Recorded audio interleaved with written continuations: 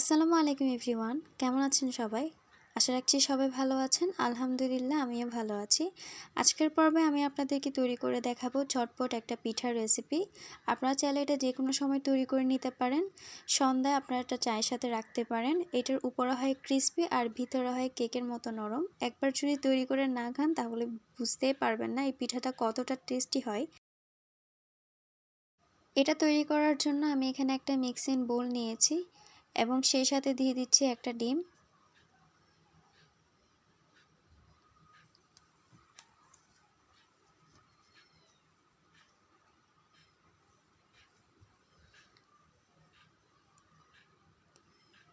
এখন ডিমটাকে খুব ভালো করে ফেটিয়ে নিচ্ছি একটা হুইক্সের সাহায্যে। আপনারা চাইলে কাঁটা চামচ দিয়ে করে নিতে পারেন।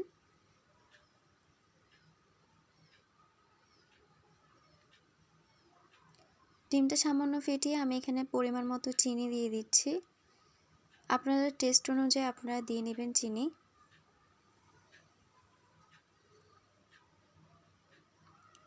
সেই সাথে দিচ্ছি লবণ স্বাদ অনুযায়ী। এখন ডিম, চিনি এবং লবণ খুব ভালো করে মিক্স করতে থাকবো। যতক্ষণ না পর্যন্ত চিনিটা গলছে ততক্ষণ পর্যন্ত এটাকে মিক্স করতে হবে। যখন দেখবেন চিনিটা এরকম গলে গিয়েছে তখন বাকি ইনগ্রিডিয়েন্টসগুলো এখানে মিক্স করব। এ পর্যায়ে দিয়ে দিচ্ছি 1/4 কাপ পরিমাণ সয়াবিন তেল। 3 টেবিল চামচ পরিমাণ দিলেই হবে। এখন তেলটাও খুব ভালো করে মিক্স করে নিচ্ছি।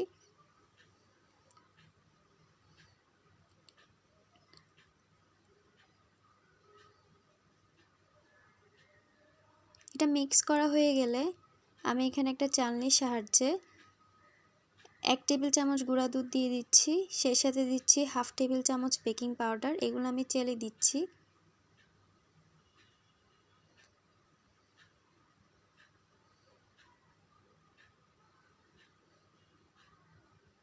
সেই সাথে দিচ্ছি ময়দা। আমি এখানে অল্প অল্প ময়দা ইউজ করব। এখানে কিন্তু একসাথে ময়দা ইউজ করা যাবে না। আর এখানে কোনো প্রকার পানিও ইউজ করা যাবে না।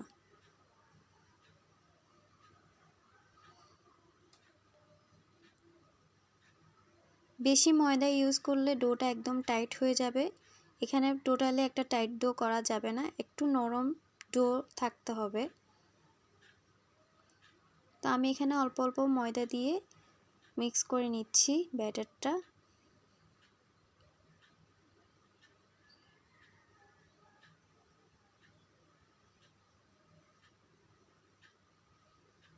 শুকনো ইনগ্রিডিয়েন্টসগুলো অবশ্যই চেলে দিতে হবে।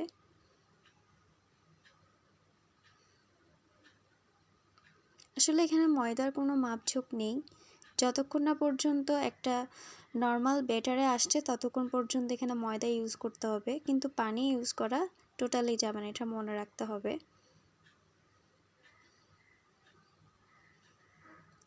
হয়ে গেছে। এখানে আমি কোনো প্রকার আর ময়দা ইউজ করব না। এটাকে আমি রেস্টে রাখবো 10 মিনিটের জন্য। রেস্টের পরেও যদি আপনাদের মনে হয় যে আপনাদের খামিরটা বেশ নরম, মানে হাতে নিয়ে একটা পিঠার মতো তৈরি করা যাচ্ছে না, আপনারা চাইলে ওই পর্যায়ে একটু ময়দা দিয়ে মিক্স করে নিতে পারেন, তবে বেশি ময়দা দিতে যাবেন না। তাহলে কিন্তু পিঠার ভিতর যে একটা কেকের মতো টেক্সচার হয় সেটা আসবে না। তো এখন এটাকে আমি রেস্টে রেখে দিচ্ছি। এটার কনসিস্টেন্সিটা ঠিক এরকম হবে, বেশি নরমও না আবার বেশি শক্তও না।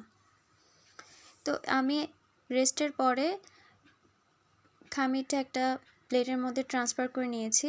এবার আমি একটা প্যানে পর্যাপ্ত পরিমাণ তেল দিয়ে দিয়েছি। এটার জন্য ডুবো তেলের প্রয়োজন নেই।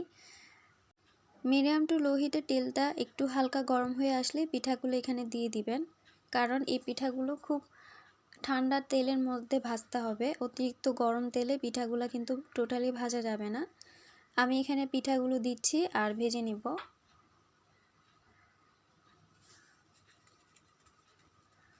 অবশ্যই হাতে তেল মাখিয়ে তারপর পিঠাগুলো বানিয়ে নেবেন। আপনারা চাইলে আগে থেকে বানিয়ে একসাথে দিয়ে দিতে পারেন, বাট আমি বানিয়ে তারপর দিচ্ছি তেলের মধ্যে, এটা আপনাদের ইচ্ছা। পিঠাগুলো কিন্তু ফুলে ডাবল হয়ে যাবে। চুলার আঁচ টোটালি বাড়ানো যাবে না, মিডিয়াম টু লো হিটে এগুলো ভেজে নিতে হবে।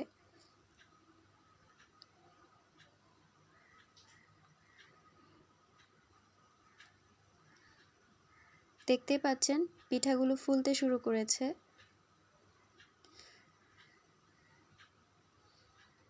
রেসিপি ভালো লাগলে অবশ্যই সাবস্ক্রাইব করতে ভুলবেন না এবং ফ্রেন্ডস অ্যান্ড ফ্যামিলির সাথে শেয়ার করবেন এবং কমেন্ট করে জানাবেন কেমন লেগেছে।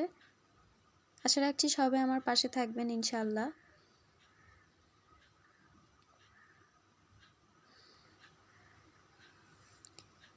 দেখতেই পাচ্ছেন পিঠাগুলো কিন্তু নিজে নিজেই ফুলে উঠছে। এখানে বেশি নাড়াচাড়া করার কোনো দরকার নেই।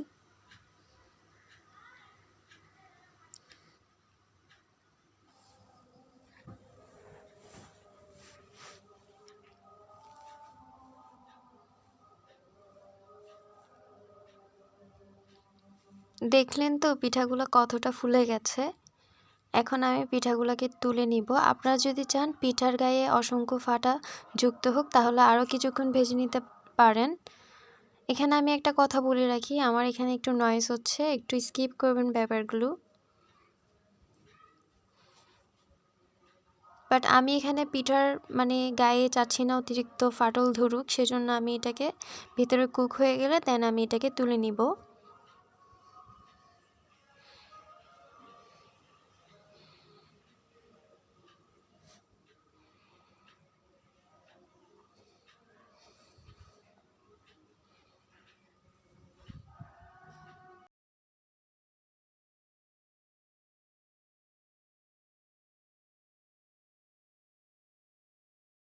এবার পিঠাগুলো আমি তুলে নিচ্ছি। তৈরি হয়ে গেছে গরম গরম পিঠা। আশা রাখছি সবার পছন্দ হবে। এতক্ষণ আমার সাথে থাকার জন্য সবাইকে অসংখ্য ধন্যবাদ জানাই।